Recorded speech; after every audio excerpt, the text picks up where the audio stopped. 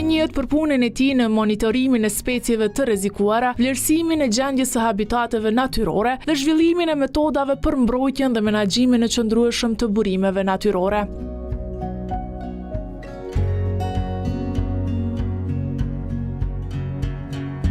Dhe me fokus dhe veçantë jemi të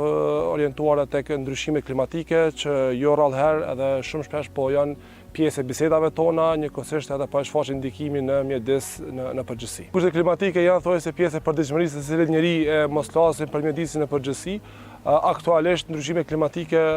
po ndikojnë në shfaqjen e ato që i quajnë ekstreme të motit, si janë vërshimet e shpeshta dhe të shpejta, pastaj ndryshimin e temperaturave mesatare apo të zakonshme që kanë qenë për shumë vite, mungesën e rreshjeve në periudha kur ato duhet të jenë prezente, e po ashtu edhe prishjen e balancave klimatik që kanë ekzistuar për një kohë gjatë në Republikën e Kosovës. Nëse analizojmë trendet e fundit të rreshjeve në Kosovë, re që kemi pasur shtim të rreshjeve, sidomos në 2 muajt e fundit, të cilat pastaj e shfaqin edhe pjesën e vërshimeve apo të ndryshe përmbytjeve që u shkaktuan në disa komuna të Kosovës. Në raport me florën dhe faunën, mendoj që kjo është më së miri se ardhur, për shkak se shumë zona kanë qenë të përballura me një kohë gjatë me periudha të thatësisë, e që kjo nuk mund të thuhet për zonat urbane me që shumica prej tyre u përballen me vërshime shumë serioze dhe me dëme ndoshta qindra miliona euro në disa komuna. Ndërsa sa i përket florës dhe faunës po kthehem prap, ato është më së miri se ardhur, për shkak se disa zona fillojnë ta mos e ndjejnë lagshtinë dhe të kenë mundësi që të rigjenerohen, sidomos zonat e djegura apo zonat e degraduara, për shkak se uji është ndoshta elementi kryesor për rigjallërimin e zonave të tilla. Parimisht, ne si individ, po e quaj kështu, si njerëz që kemi ndoshta areal të kufizuar të ndikimit, e shfrytëzojmë që njerëzit së pari në këtë kohë që po flasim në shekullin 21 ku ndryshimet klimatike po e shfaqin efekt njerëzakonisht ekstrem në disa sezona, të jenë të përgatitur për të përballur me këto ndryshime që po ndodhin në klimën tonë. E njëkohësisht është shumë esenciale dhe më së nevojshme që institucionet e Republikës Kosovës, ato që janë të linjës, të marrin masa për mbrojtjen e mjedisit, mbrojtjen e resurseve që janë jetike për mjedisin, e njëkohësisht të marrin masa edhe për rikuperimin e hapësirave të degraduara, të shpjellzuara e kështu me radhë. Po ashtu ne përmes iniciativa ndoshta lokale po i quajmë, po mundohemi që të ngrisim dijen që nxënësit edhe ata që kanë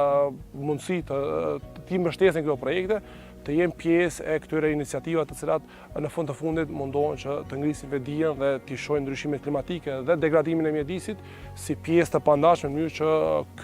ky proces të ndalet, pse jo të mos ekzistojë fare në mënyrë që mjedisi jetësor të jetë edhe i qëndrueshëm, po të jetë edhe i trashëgueshëm për brezat e ardhshëm. Cilat janë aktivitetet njerëzore që kanë ndikim më të madh negativ sa i përket kësaj pjese? Ndoshta në raport me florën dhe faunën, shpjellëzimi është një ndër aspektet që i cënon dhe e prish ekuilibret në natyrë ku jetojnë qenjet e gjalla, kryesisht tek bota bimore dhe shtazore. Po ashtu degradimi i lëmejve, ndotja e tyre, prishja e ekuilibrave ekologjik përmes dëmtimit të shtretërve lëmor, e plot aspektet e tjera negative që ne do s'mund t'i themi tani, janë elemente që po e cënojnë ekuilibrin ekologjik që ekziston që ndoshta për mira vite para se vetë njeriu të jetë i pranishëm tonë. Cilat janë pasojat ekologjike kur një specie zhduket nga ekzistimi? Në biologji mësohet që secili individ ka rolin e vet në zinxhirin e ushqimit që ekziston ndoshta në natyrë. Prandaj qoftë edhe specia më e vogël që eliminohet, zhduket, ka rol të madh në prishjen e atyre ekuilibrave që ekzistojnë në natyrë. Prandaj mund të themi që njeriu dhe gjithë qenja e tij bashkë me institucione lokale apo qendrore duhet të organizohen dhe të mbrojnë ato për të cilat dihet dhe ka evidencë që ekzistojnë në Kosovë, e njëkohësisht të mbrohen dhe të krijojnë areale për jetë normale apo të qetë që kanë kafshët dhe nevojën e tyre për një jetë ndoshta më komode në mjediset e tyre jetësore. Të flasim pak edhe sa i përket edhe punës tënde në këtë profesion që e ke,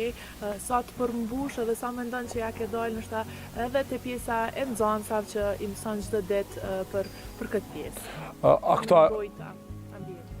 Aktualisht ne në shkollën tonë funksionojmë me grupin që kemi të organizuar, grupin ekologjik që e quajmë, edhe pse ndoshta nuk kemi emër specifik për këtë pjesë, por me që i mbolojnë temat dhe iniciativat që kanë të bëjnë me pjesën ekologjike, mendoj që 2 viteve të fundit ndihem më së i plotësuar me këtë pjesë duke i pa rezultatet që janë duke ardhur. Po flas ndoshta para 2 viteve ne vetëm se kemi filluar me pjesën ku jemi marrë në mënyrë intensive me shpjellëzimin, ku nxënësit tonë në mënyrë direkte kanë qenë të angazhuar në projektin Green Wings, një projekt i cili ka përdorur teknologjinë e dronëve për pyllëzim. E së fundmi jemi duke angazhuar me projektin ProBlue për ndërtimin e dokumentari me qëllim ngritjen e vetdijes tek masa e gjerë pse jo tek shkollat, në mënyrë që të mbrohen ujërat e ëmbla. Shto kësaj lumejt, liçenet, duke di që çdo ditë më shumë qytetet tona, edhe fshatet tona po përballen me mungesë të ujit gjatë periudhës kur duhet më shumti. Prandaj mendoj që këto dy vitet e fundit që po i lëm pas, shkolla i ka ngritur kapacitetet e veta edhe për dokumentu, edhe për të kriju, edhe për ndërmarr hapa që e sensibilizojnë mjedisin arsimor, e njëkohësisht edhe nxjerrin produkte që janë ndoshta të dobishme edhe për gjeneratat që vijnë. Puna e tij është e lidhur ngushtë me ndërgjegjësimin publik dhe edukimin mjedisor, duke theksuar rëndësinë e veprimit në kohë për të adresuar sfidat ekologjike që po përballon planeti ynë.